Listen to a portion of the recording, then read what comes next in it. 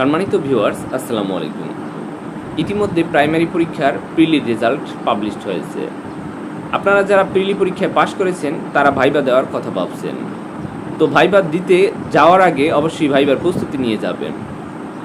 বিগত সালগুলোতে যেসব ভাইবা পরীক্ষা অনুষ্ঠিত হয়েছে এবং লাস্ট অবধি আমিও ভাইবায় যে কয়টা ভাইবায় অংশগ্রহণ করেছিলাম এবং আমাদের বন্ধুরা যে ভাইবায় তাদের কি কোশ্চেন করা হয়েছিল সবগুলো নিয়ে আজকে আলোচনা করব।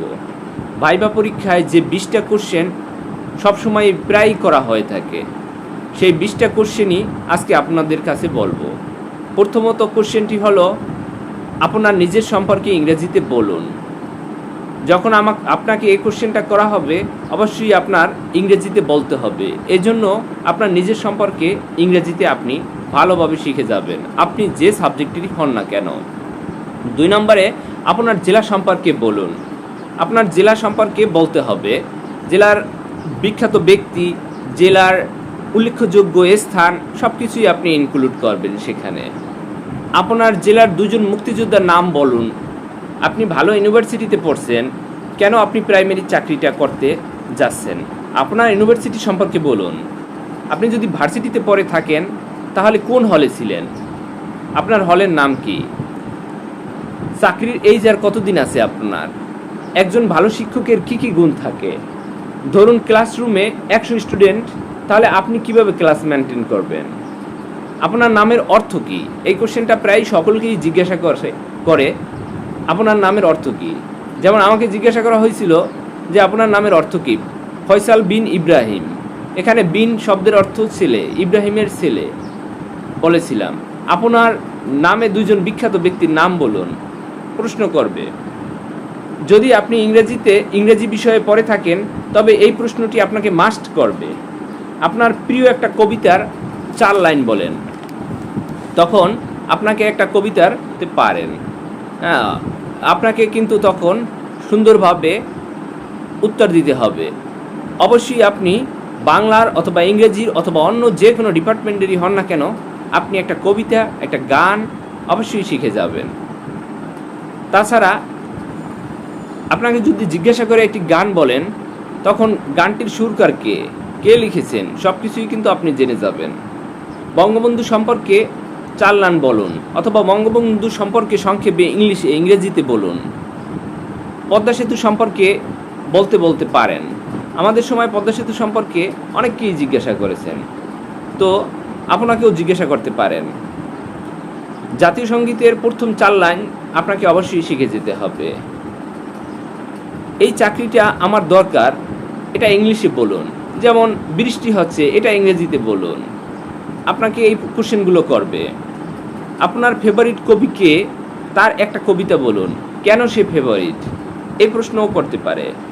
আপনার জেলা কী জন্য বিখ্যাত, এই 20টা কোশ্চেন আমি আপনাদের সামনে বললাম। তো এই কোশ্চেনগুলো আপনারা অবশ্যই দেখে যাবেন। আপনারা যে ডিপার্টমেন্টেরই হন না কেন, আপনার সাবজেক্ট ওয়াইজ জিজ্ঞাসা করার আগে আপনাদের এই কমন কোশ্চেনগুলো আপনাদের জিজ্ঞাসা করতে পারে। ম্যাক্সিমাম সময়ই কিন্তু আমাদের সময়ে যারা ইংরেজি, ইতিহাস, ইসলাম শিক্ষা, বাংলা কিংবা অন্য যে কোনো ডিপার্টমেন্টের, দ্যার ইজ নো ফ্যাক্ট। এখানে তাদের ইচ্ছা অনুযায়ী যখন যা আপনার সাথে কথা বলে, যে প্রসঙ্গে কথা বলা দরকার সে প্রসঙ্গে দিয়েই তারা শুরু করে। যেমন আমাকে জিজ্ঞাসা করা হয়েছিল যে আপনি কোন ইউনিভার্সিটিতে পড়েছেন। আমি বললাম আমি কবি নজরুল গভর্নমেন্ট কলেজে পড়েছি। বলল যে কবি নজরুল কেন বিখ্যাত। তারা আমাকে জিজ্ঞাসা করলো কাজী নজরুলকে কেন বিদ্রোহী কবি বলা হয়। আমি ইনি উত্তর দিলাম, তো তারা বলল যে রবীন্দ্রনাথ ঠাকুরকে কেন বিদ্রোহী কবি বলা হয় না। তারা এগুলো বলার পরে আমাকে জিজ্ঞাসা করলো আমাদের রুমটা সম্পর্কে আপনি ইংরেজিতে বলুন। তো আমি সেখানে ইংরেজিতে বলতে গিয়ে আমার একটা লাইনে একটু প্রিপোজিশনগত ভুল হয়েছিল। আমি বলেছিলাম যে it is squared in shaped, আমি এখানে ইজ বলি নেই। তখন তারা এটার ভুল ধরেছিল, বাট দ্বিতীয়বার আমি আবার ঠিক করে বলেছি। তারপরে তারা আমাকে একটা ইংরেজি কবিতার 4 লাইন বলতে বলল। আমি 4 লাইন বলতে গিয়ে লাস্টের লাইনটা ভুলে গিয়েছিলাম। তারা স্যাক্রিফাইস করলো। তারপরে বলল যে আপনি এখন কি করেন? আমি বললাম আমি একটা জব করি। বলল তাহলে আপনাকে একটা অঙ্ক করতে দেই। আমাকে 5-এর সুদ কষা থেকে অর্থাৎ পার্সেন্টেজের চ্যাপ্টার থেকে একটা অঙ্ক করতে দিল। তো আমি অঙ্কটা করতে না করতেই আমার নিয়মটা ঠিক ছিল বিদায় ওখানের যে স্যার ছিল তিনি টিপ দিয়ে বললেন তাকে যে না, হ্যাঁ হয়েছে।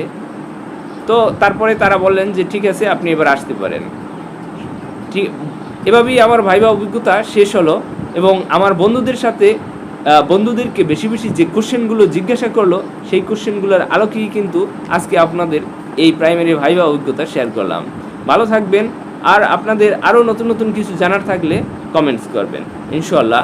এবং যেসব কোশ্চেনগুলো এখানে আপনাদেরকে দিয়েছি সেগুলোর যদি উত্তর চান তাহলেও কমেন্ট করবেন।